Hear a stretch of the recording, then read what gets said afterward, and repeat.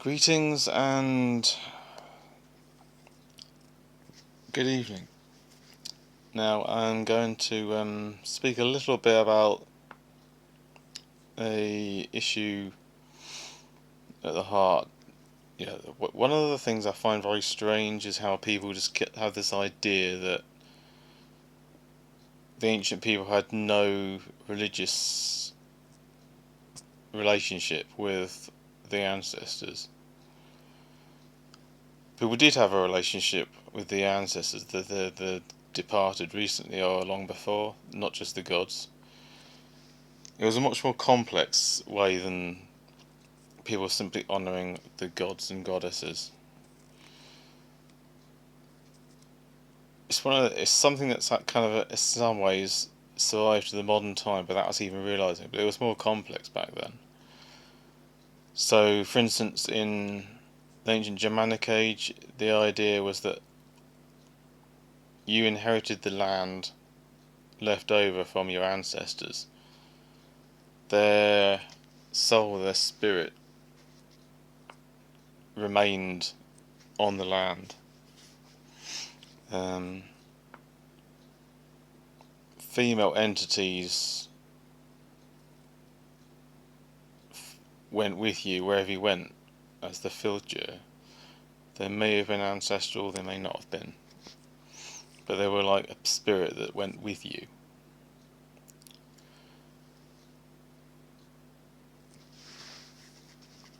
Now,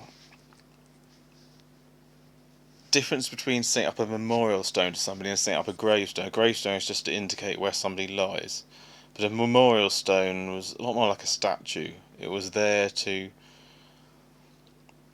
not only show that you existed, but it was a monument to you.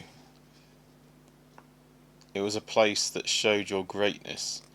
It was really only a noble person who had these, but if you were a very fondly revered ancestor, that memorial stone showed how much your family, your kin, your clan revered you.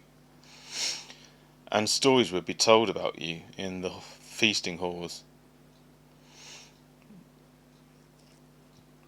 Many a revered ancestor would have slightly exaggerated stories told about them. Think Egil Skallagrimsson.